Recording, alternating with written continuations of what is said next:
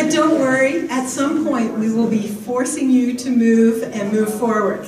Hi, I'm Jennifer Gunn. I'm the director of the Institute for Advanced Study, and on behalf of the Institute for Advanced Study and the Office of Public Engagement, I'd like to welcome you to Thursdays at 4, which is the Institute for Advanced Studies, IAS for short. It's our weekly public program. Today we've traveled over from our normal venue in Northrop and we're very happy to be here with all of you stalwarts who have made it through a day long of sitting in chairs and windowless rooms. And so thank you for your dedication. People ask me somewhat regularly, of course it's always my mother first, what does the advanced study in the IAS's name mean? And I think there are many possible answers, but at its core, I think advanced study indicates an approach that goes beyond the norm or the expected. And engaged scholarship is just that. It is advanced study. It integrates multiple perspectives and ways of knowing and requires a high degree of imagination, commitment, collaboration, and respect by groups of people to do it. So today we're building on a Thursdays at 4 program that was held last November. And in that program we asked, what does the 21st Century Engaged Public Research University look like here at the University of Minnesota? How are we responding to the university's strategic plan's call for community-engaged scholarship? So at that event, Andy Furco, Tom Fisher, Lauren Martin, Michelle Allen, Craig Hassel, Carrie Smolkowski, Kevin Murphy, Kathy Jordan, and Julie Plout shared their research principles, methods, and experiences, all in 4 minutes each. So if you want to see this event, you can find a video of it on the IAS website. But this afternoon, we're moving from that presentation stage and discussion stage to a more pointed plan for action. President Kaler has signed the National Campus Compact Action Statement that Andrew Seligson talked about this morning. And in doing so, President Kaler committed the University of Minnesota to 5 basic ideals that are very much in sync with the goals of our own strategic plan. And if you look around on your tables, oops, my crib sheet, you'll see, Emily waved the crib sheet. Okay. This is a copy of the Campus Compact Action Statement, and on the back you'll see the 5 principles, and I'll just summarize them in a somewhat abbreviated form. Briefly, the commitments are to empower students, faculty, staff, and community partners to create partnerships to work towards a just, equitable, and sustainable future for communities here and around the world. To prepare students for lives of engaged citizenship in pursuit of the public good. To embrace our responsibility as place-based institutions to the health and strength of our communities in all aspects, and to use our university's capacity in research, teaching, and partnership to challenge the inequalities that threaten our democratic future.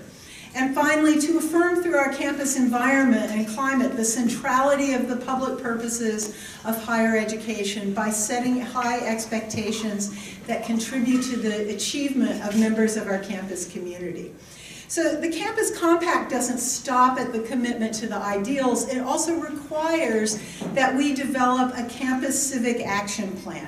And so that's what you're doing this afternoon. Your recommendations, which are rooted in the discussions of the new engagement agenda that you've been having all day, or that we've been having all day, will be the basis for the University of Minnesota's civic action plan. I'm going to introduce our participants today, and then I'm going to turn the program over to Andy Furco. So they don't need any introduction, they've already had them. So Laura Lee Sandman and Andrew Seligson and Andy Furco led off today's conference. And then we also have Provost Karen Hansen here to share some of her thoughts and comments. So again, welcome. Thank you for your persistence, your diligence, and your staying power. And I'm going to turn the program over now to Andy Furco.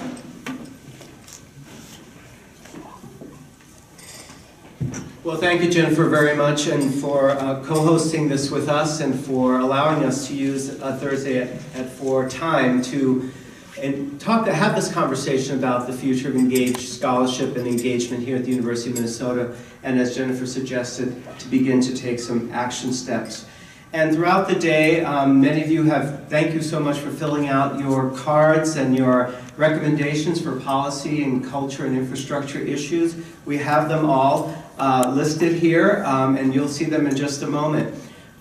What's very exciting to me is that embedded in the recommendations that you have given us, you have integrated a lot of the values and philosophies embedded in the conversations that we had this morning around the new engagement ideals, around this, what we're calling the 21st century approach to public engagement, around integrating this work with research and teaching, making it part and parcel of doing research of significance that benefits society, and doing high quality teaching, and that community engagement being important parts of that, an important part of that, those goals. It's also about building sustained partnerships, not just discrete projects that come and go as grants begin and end, but it's about sustaining our partnerships with our communities.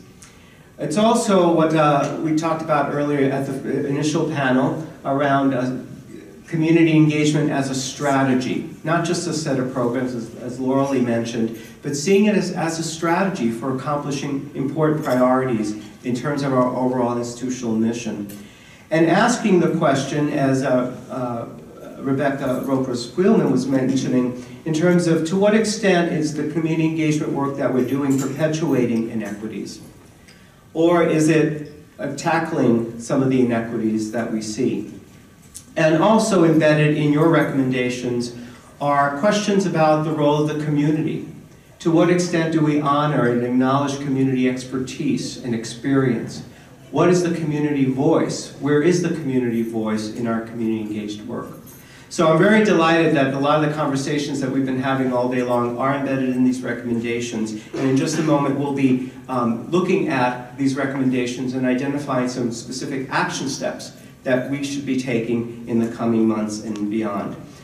I'd like to just say that we're very delighted that Laurel and Andrew could join us to offer their perspectives. And so I've asked each of them to give us just 2-3 minutes as they've considered some of the conversations today and have looked at some of these recommendations to give us a couple of suggestions and ideas as we begin to tackle these action steps. So Laurel, I invite you to the podium.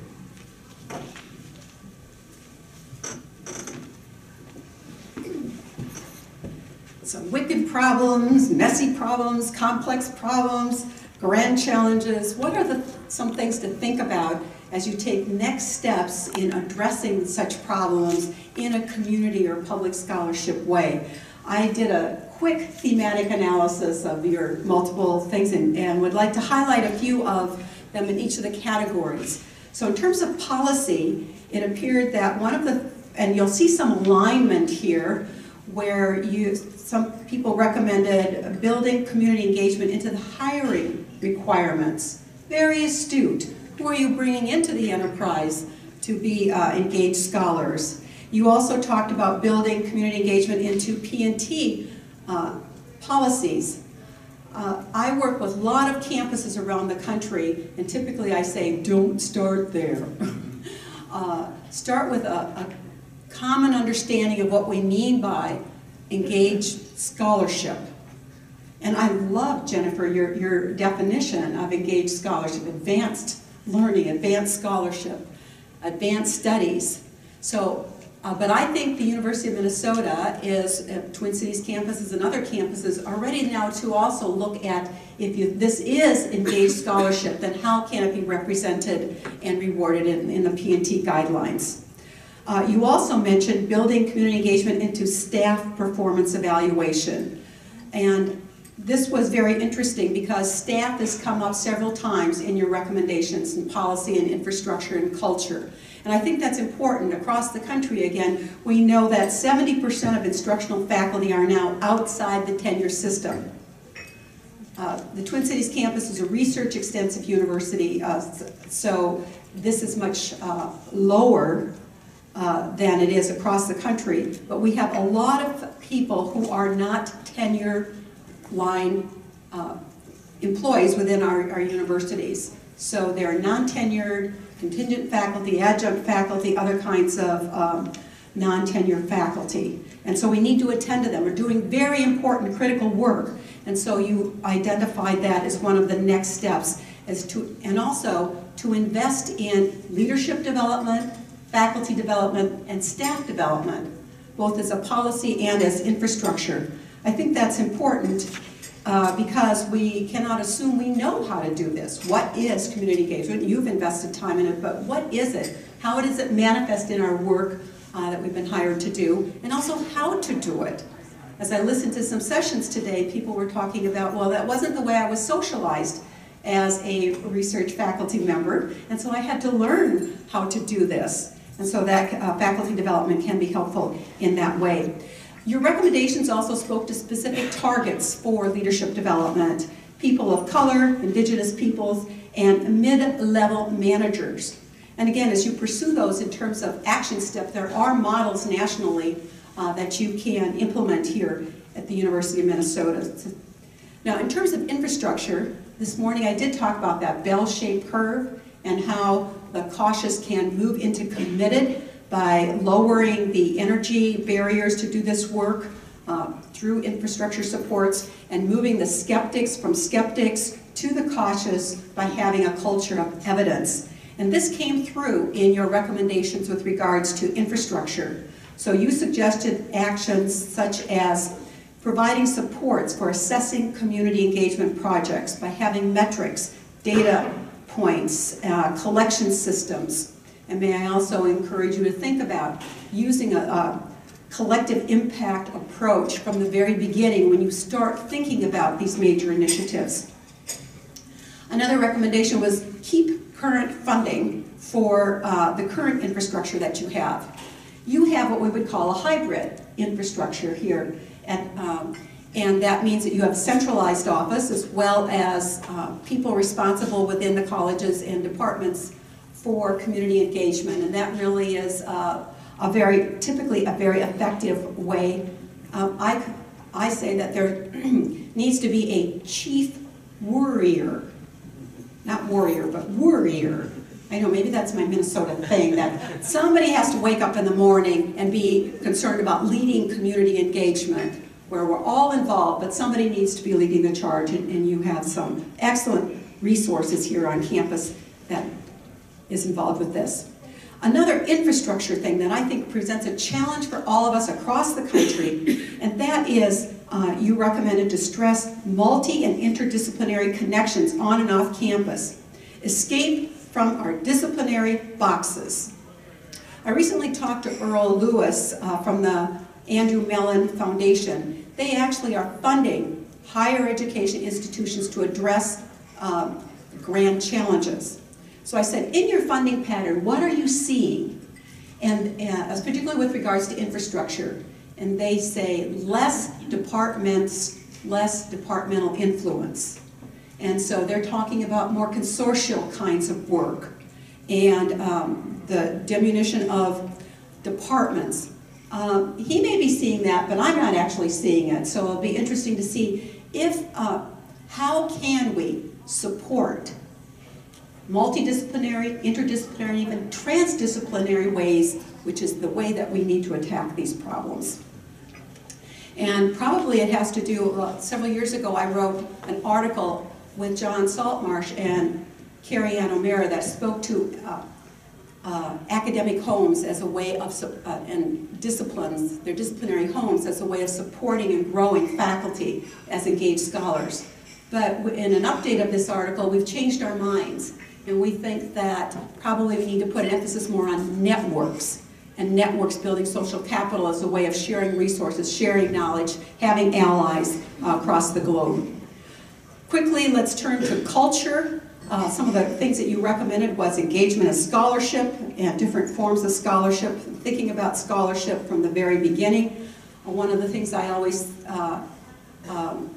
encourages, as you start these enterprises, think about what's the driving intellectual question. So are there intellectual questions that you're going to pursue along with this? One of the recommendations I'd like to highlight is somebody said, everybody needs to be talking about engagement, including the president, the president's office, the provost, and research faculty. And I think it's important that there's alignment here as well regarding the message and how it's delivered and who is delivering it, including community partners. And you can probably speak more to this during our deliberation times. Finally, there was one comment about do it. Engagement breeds engagement. So you have good models here. I would just like to highlight an exceptional model that I attended about Resilient Communities Project. How many of you are involved with that?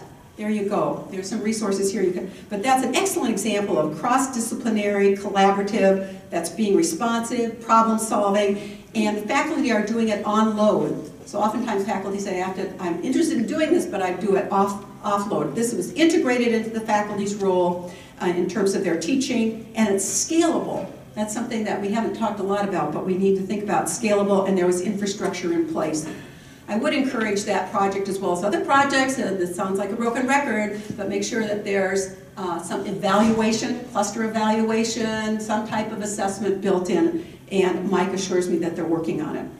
Lastly, I'm excited about your potential futures, and hopefully you can be focused in what you're going to be doing, be judicious in what you take on, don't be overly ambitious, but do it well. And hopefully the rest of us around the country can watch not only that you can build on resources and models that are there, but develop new innovative ways of being this engaged campus for all of us to learn from. Poet June Jordan said, "We are the ones that we've been waiting for. We are the ones we've been waiting for. I commend you for showing up today and continuing to make a difference." Thank you.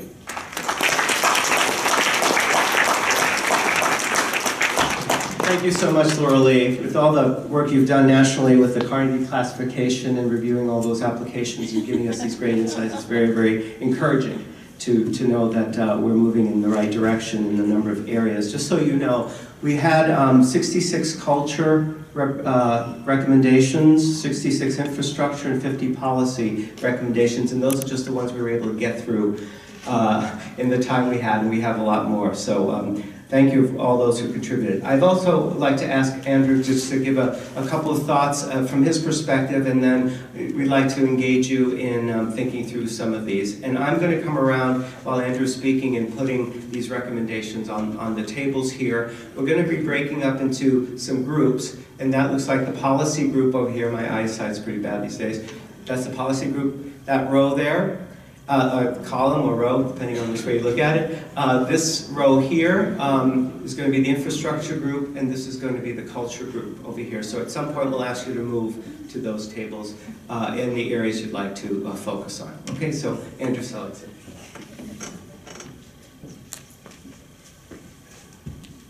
Good afternoon. I just want to say basically one thing about the opportunity I think you have before you, and then two recommendations that follow from that really quickly.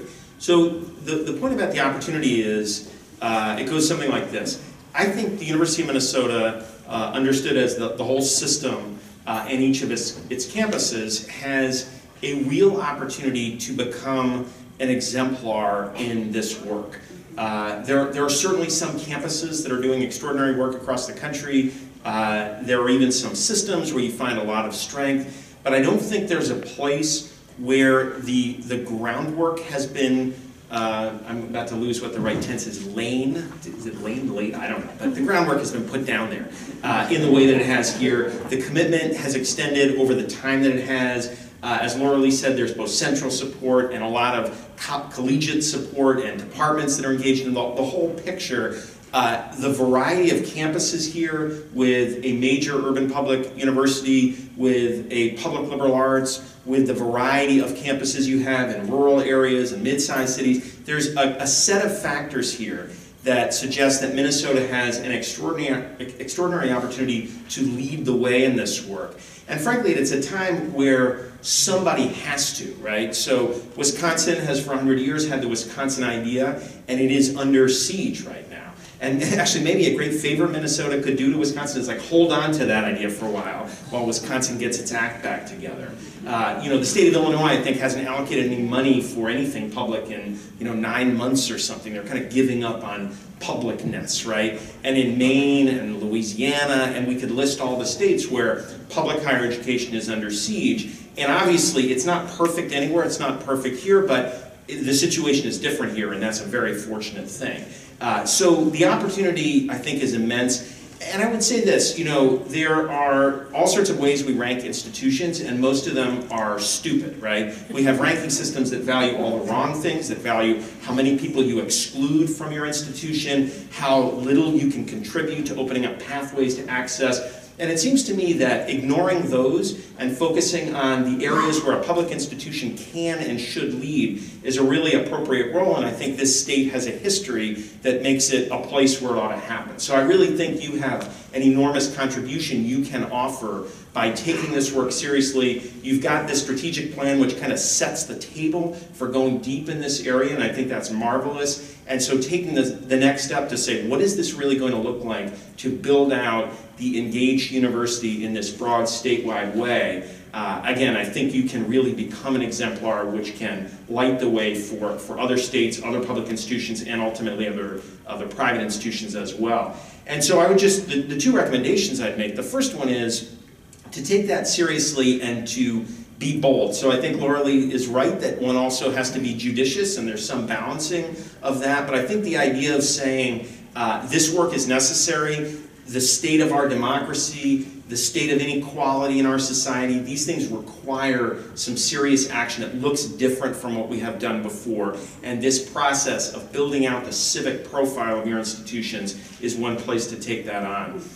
Maybe the sort of judicious angle would be my second recommendation, which is while you're bold, also be humble. Because while I think in the context of higher education, it makes sense for Minnesota to say this is a place we can take a leadership role, in the context of the communities with which you need to engage, they don't want to hear about your boldness and your leadership. They want to hear about your partnership, your respect, the mutuality with which you can sit down and get some work done. And I think that's maybe the sort of balancing that I would suggest as you take this work on. So my organization, Campus Compact, is looking to do a lot of things to support campuses in developing plans, etc.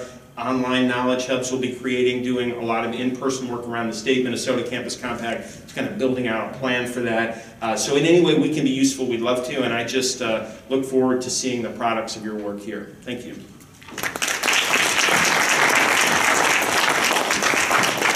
Thank you, Andrew, very, very much.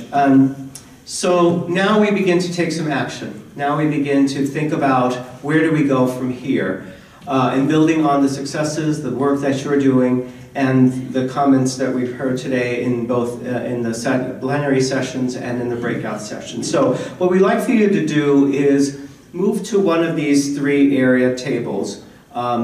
This is the culture table here, the infrastructure set of tables, and the policies over here. And you will see copies of your recommendations in each of those areas. And you're going to solve this all in 30 minutes. What we'd like to begin to do is have you begin to catalyze some action steps. Give us some action steps to begin to think about. Go through the list. Pick out the one or two areas, the recommendations that you think are most important as a group.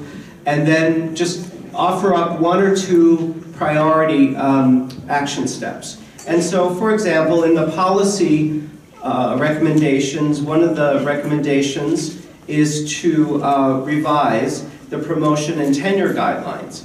And so maybe an action step might be to develop an example or an exemplar of what a promotion tenure guideline might look like that might emphasize community engagement scholarship.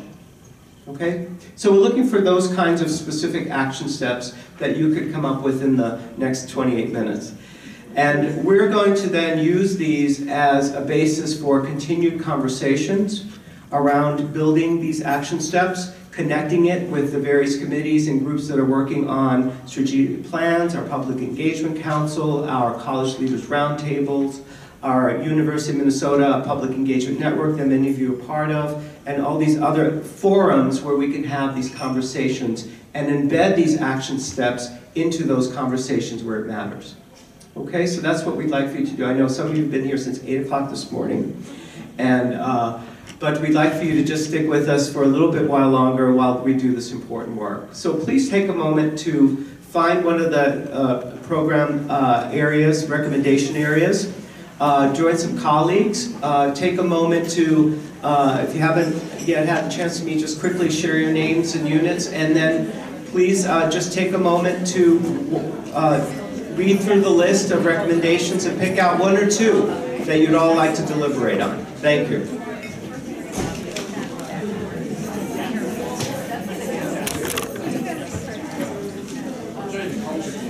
And we'll have about 15-20 minutes for this, so try to think about the timing. And I also would like to thank Professor Susanna Smith's class, who's here. Professor Susanna Smith brought her students with her, and I'd like to welcome them and thank them for being with us.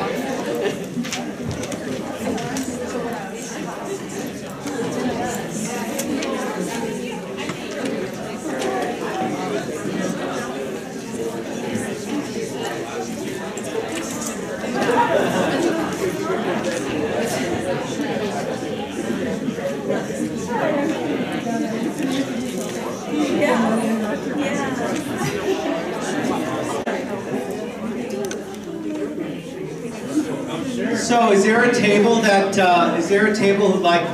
would like to offer its one of its action steps and share one of its action steps? Anyone table would like to offer? How about we take one from the policy group? One of the policy tables? All right. Thank you, Geetha. I always count on you. I won't give you the long prelude. Yeah, just the 30-second version. The 30-second version is that at the level of judgment for P&T and FARs, often it is the activity reports. It is the voices of those who have been around a long time and seen a lot of things and just keep smushing things into their same pattern of doing things no matter how we relabel it. And so we need to take the action step of creating professional development opportunities to implement change for how the people who are actually making the judgments on the P&T files at the unit level are doing their job. Okay, that's an excellent suggestion. Thank you, table, policy table A. How about our infrastructure? Someone from the infrastructure group?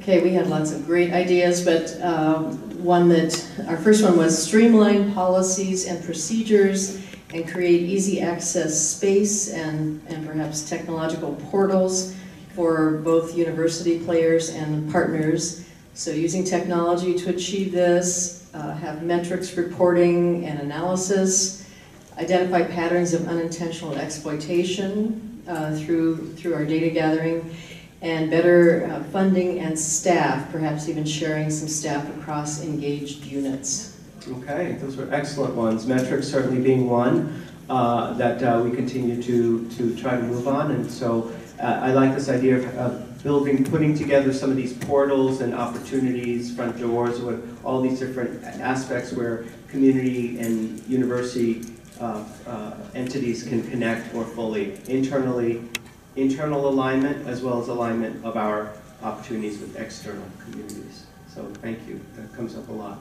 That's a great action step. How about our culture group? One of our culture groups? Christine.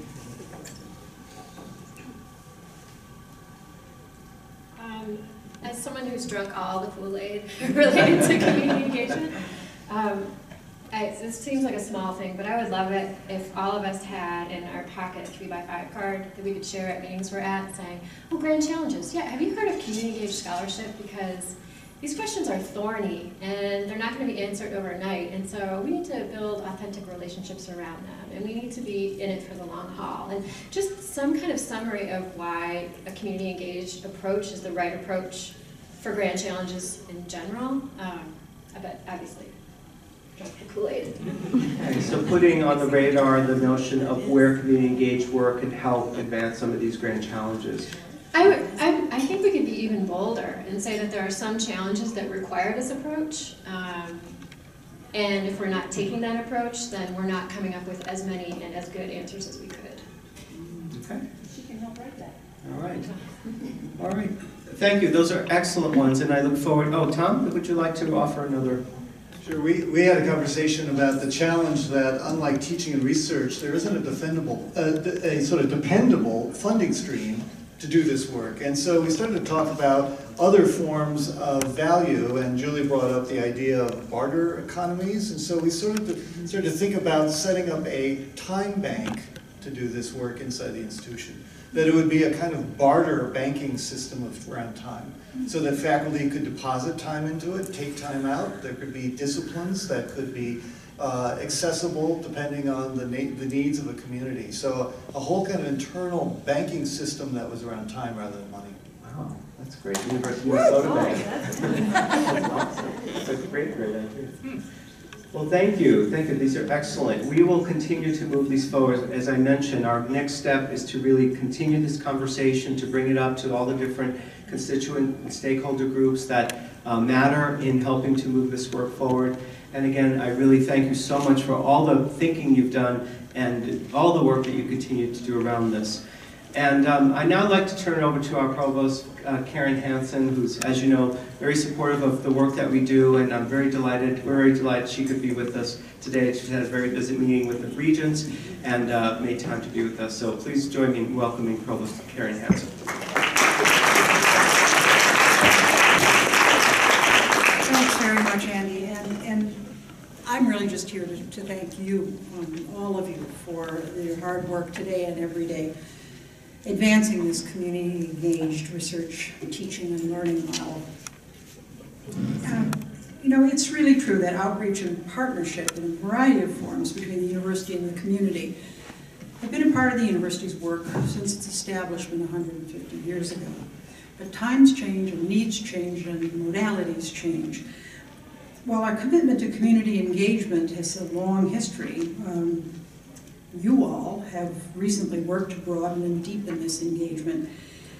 And our activities, I think, are evolving to meet the changing needs of our communities, of our disciplines, and changing societies. Today's conference, I think, underscores that these new models of engagement are central to some of our deepest aspirations and our most enduring, truly constitutive purposes. Our research and teaching, as well as our public service activities and initiatives. And, you know, I don't want to look a gift horse in the mouth or anything. It's great that you took inspiration from the Grand Challenges component of the Twin Cities Strategic Plan. And I just also want to put a plug in for the strategic plans of the other campuses as well. Every campus has a strategic plan, and we're looking at various ways in which they align and complement one another. But I do want to, again, put another stake in and remind you that an equally important goal of the Twin Cities Strategic Plan is to foster reciprocal engagement with our various communities. I mean, it's explicitly called out. We said we'd capitalize on our specific location even as we extend our global impact. That particular pillar of the Twin Cities Strategic Plan recognizes that our most successful partnerships with communities, business, government, educational institutions, and nonprofits are reciprocal. We thought hard about that term, and some people said they didn't like it because they just said it sounded too mathematical to them or something, but we stuck with reciprocal. They are aligned with community needs and enlightened by community perspectives. And that's what we intended to get at. So to have the kind of impact we seek, indeed to have a chance at addressing grand challenges, we have to work with the community in ways that incorporate the assets, knowledge, and experience our partners bring to the collaboration. I just heard a little bit of the conference today, but I was grateful for that opportunity to hear some of it, and I'm encouraged that we'll continue to develop these partnerships. I look forward to hearing the agenda that emerges from this, from all of the notes that I saw and about the discussions you've been having. Look for the agenda of next steps that we'll be taking together, and then stories of the successes that will follow that. So again, thank you very much for being here. I'm very grateful personally, but also on behalf of the institution. This has been a long and productive day, so I will get off the stage.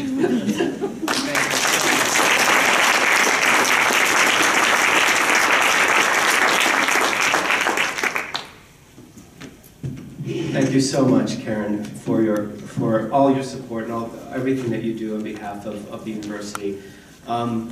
This has been a great day, I think. I've been enriched by my conversations with all of you and hearing all the work about the work that you are doing. I want to thank you as well for the work that you do every day. We wouldn't have public engagement if it wasn't for all of you, so I want to thank you so much. I hope you will join us in these continuing conversations and help us work through these action steps so we can realize them and bring them to fruition. And I hope you will join us at 5 o'clock for a reception, a little celebratory reception for being the ones who hung in there all day, and there are a few other our colleagues outside as well. So again, thank you so much for being part of this conference, and good luck with all the work, and I look forward to our continued work together. Take care. Thank you again.